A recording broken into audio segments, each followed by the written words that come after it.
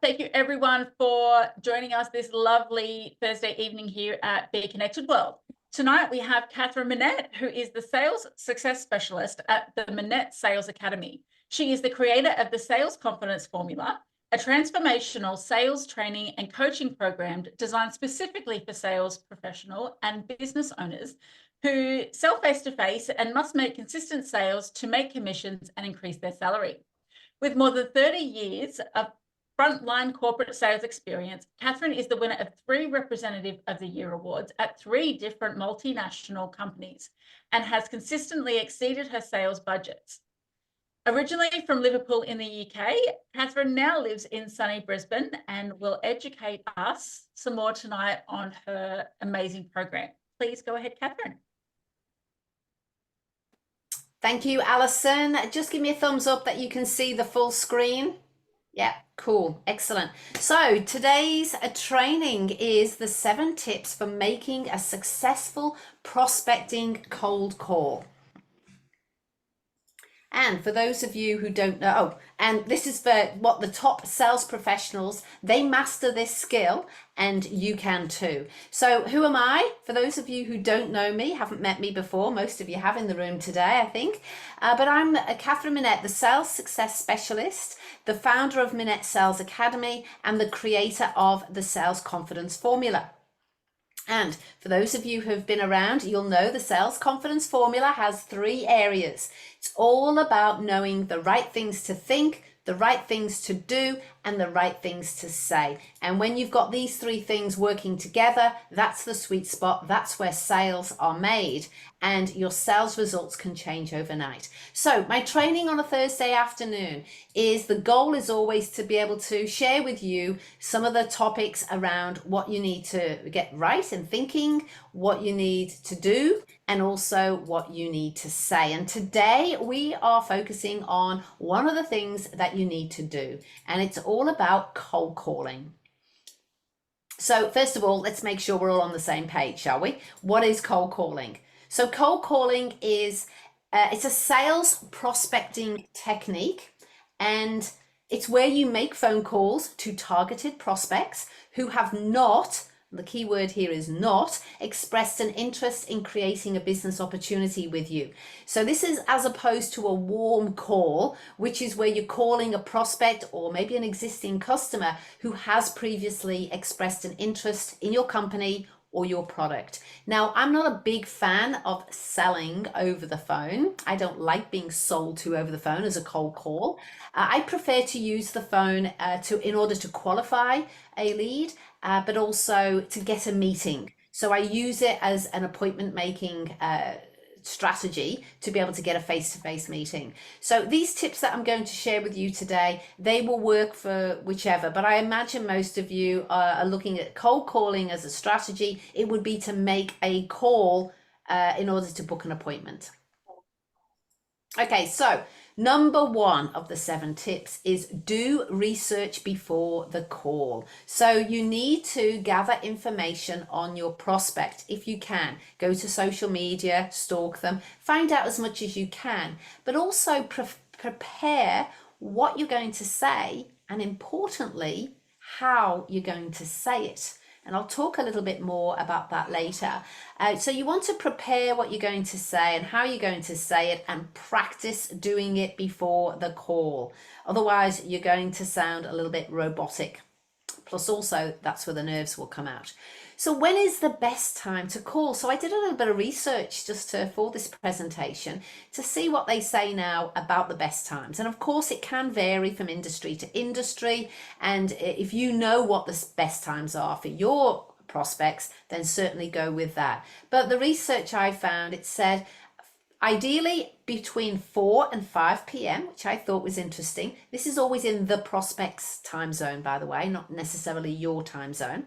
And then the second best time was 11 a.m. till 12 p.m. What was the best day? Wednesday was the best, followed by Thursday. And when should you not be calling people? Well, surprise, surprise, 1 p.m., which is lunchtime. Who wants a call when you're rushing off to lunch? Nobody. And also in terms of days, Monday morning, Makes sense. People have just arrived. The last thing they want to do is be sold to when they've just got to the office and they've got heaps of emails. And of course, Friday afternoon when they're racing off to the pub. So remember those times. And if you know your own industry, then certainly go with them. So number 2, detach from the result. So what do I mean? You want to, this, by detaching from the result, this is going to help reduce any fear that you may have about rejection. So the biggest problem, the biggest fear people have when they're making cold calls is that someone's going to say no and they're going to get rejected. Nobody likes being rejected. But the fact of the matter, if you're doing cold calling as a strategy, you will get no's. More no's than yeses typically. And if you focus on your agenda, which could be to make a sale or to get an appointment, and if you're desperate, if you're really needy about getting that appointment or that sale, then you're going to be nervous, and they will feel that nervous energy through the phone. And so we can feel it when you're talking to someone. You can get a sense of what's going on just by the energy that's coming through their tone of voice. So don't have an attachment to the outcome. What you need to focus on is the prospect. And ideally, just like you would in a sales call when you're face to face, you want to focus on what is their problem, what is causing their problem, and what is the consequence of their problem in their business, in their health, in their life. So if you focus on those 3 things, it's all about them, the prospect, it's about helping them. The call is not about selling your solution. So unless you're doing a sales call that some of these cold call centers where they do push for a sale, they tend to be longer calls. But even still, if you're doing a sales call on a cold call, first up, you need to be focusing on the prospect and what their problem is, not starting with your solution. So number 4, play the numbers game.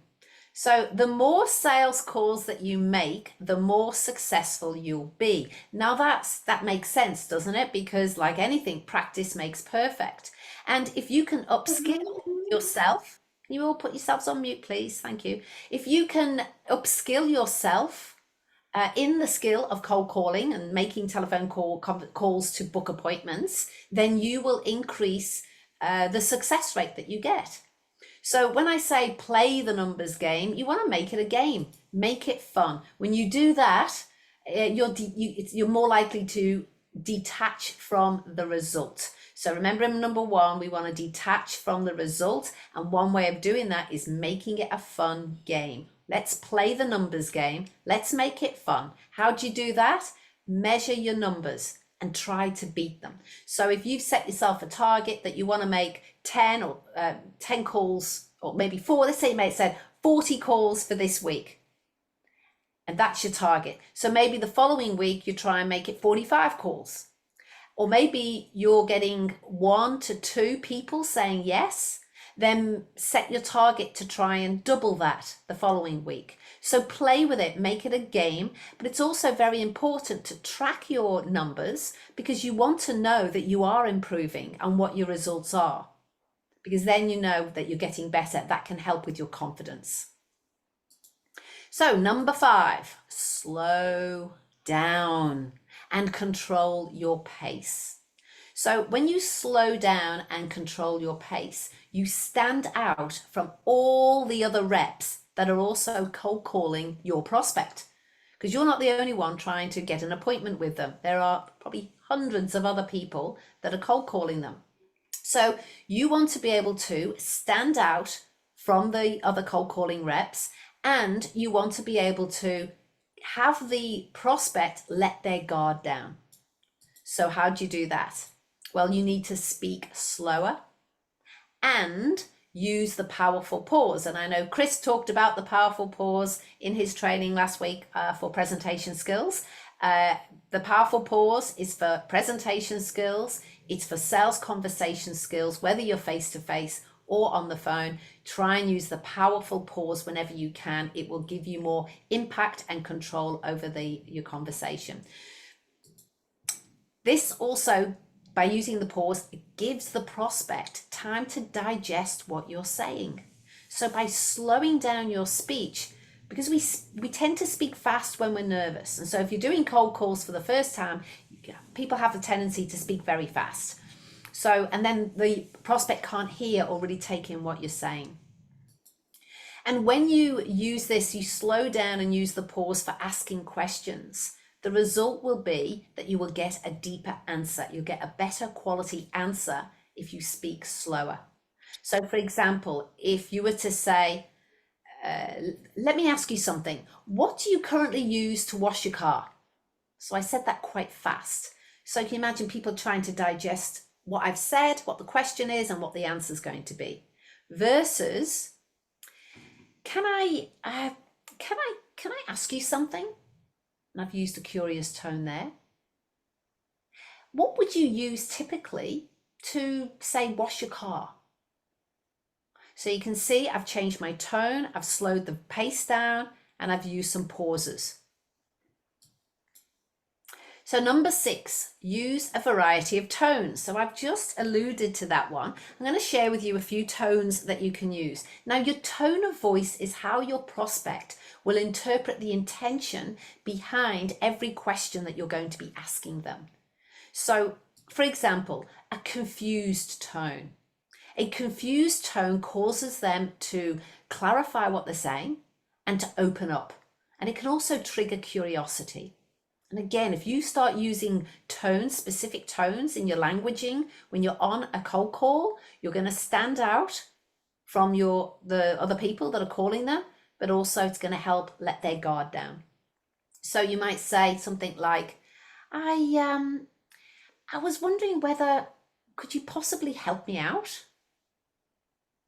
Or you might say, can you help me out here? I don't quite understand what you meant when you said XYZ.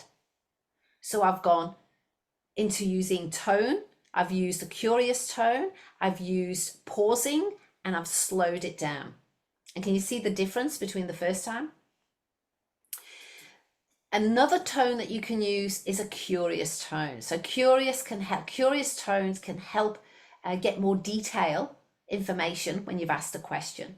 So you might say, can I ask you something? Or, that's interesting. Could you give me just a little bit more detail around that? So I'm being curious. I'm slowing down my question. And also on the phone, even though you might be on the phone, the other thing to do is you would have noticed my facial gestures. Facial gestures and tone also connect. And it's good to practice your facial gestures that are in alignment with the tone at the same time, even when you're on a cold call on the telephone. Because also, not only will they feel that, you'll be more genuine with your tone of voice when you've got matching facial and body language. But also it's good practice for when you are in front of them doing a face-to-face call. Now, the third one is a concerned tone. So this one builds trust.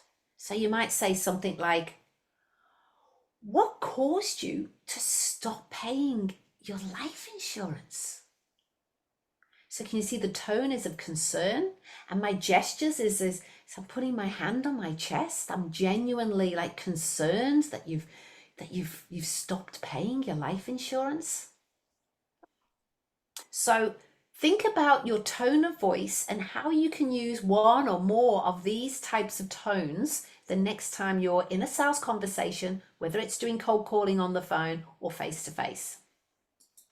And number 6, last one, follow up. This is something that a lot of people do not do when they've been making phone calls. So if you don't get the appointment and they say, I'll call me back later, the important thing here is to actually schedule the time to actually call them back later. Often people don't write it in the calendar, they forget about it and it disappears. And they may say something like, oh, we're busy right now. Acknowledge that and say, I understand. Would you be opposed to me calling you, say, in about, I don't know, maybe 4 weeks? So you see, I'm using a curious tone and I'm giving them a specific time that I'm going to call back. They're more likely to say, yes, sure, call me back in 4 weeks. Then put it in the calendar, and so you've now got permission to call them back. And when you do call them back, what you want to do is make sure you remind them that they have asked you to call them back. They gave you permission. And then, because now it's not so much of a cold call, they're now a warm call. They have given you permission to talk to you again. And then also with the follow-up, consider sending an email or a text message, or even doing a short video on maybe Loom or whatever software. I use Loom, but do use a short 1 minute, maybe 2 maximum, just to follow up on the call. So there you have it. These are the 7 tips, just in case you haven't got them down, for making a successful sales call. And my gift for you today, I do have a new gift for you. It's my sales training. So my video sales training, if anyone has not already registered for this, this is still free. I will be charging for it. The value is $497. So grab it now, either scan the code or go to the URL, minettsalesacademy.com/let's talk sales training. And in that you'll get a weekly email video training around unleashing your sales confidence, planning and prospecting, which is what we've been talking about today, to help you get consistent sales, and also to help master your sales conversation.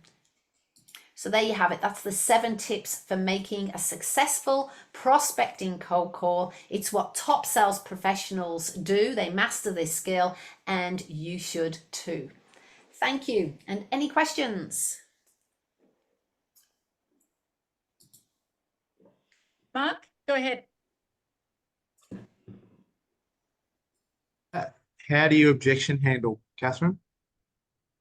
How do I objection handle? Oh, well, that's not the topic of today's thing. Do you have a specific in terms of objection handling on the prospecting call? No, just in relation to prospecting. So let's say you get a protagonist like me who rings up and goes, you know what? I don't have time for your rubbish. I'm not interested, blah, blah, blah. I'm just way too busy. How do you objection handle? Yeah, well, it depends on the situation. But you could say, well, look, all I've got is if you've got like 1 minute, it'll take 1 minute of your time, and give them a specific time frame.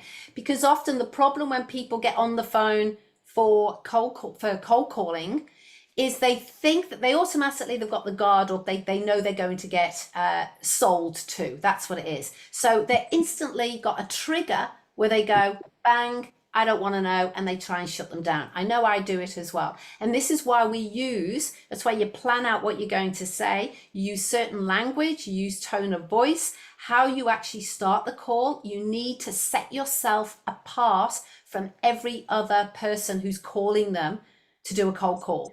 So you do that by what you say, how you say it, and there's ways of doing that.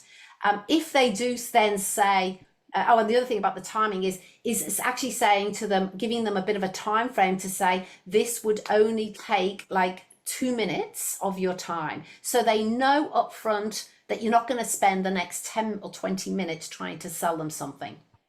So there's different ways of handling objections. But the idea of getting training for the prospecting call is setting it up from the beginning so that you're less likely to get the objection. It's not saying you will never get an objection.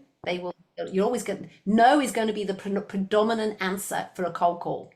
And that's why it's a numbers game. You've got to do as many as you can, but you can increase your chances by upskilling yourself on the things of how you open up the conversation, what you say, the tone of voice, and the setup. And there's different ways of doing that depending on what you want to achieve, whether it's just get an appointment or whether it's to actually have a sales conversation on the phone, which as I said at the beginning, I don't normally do.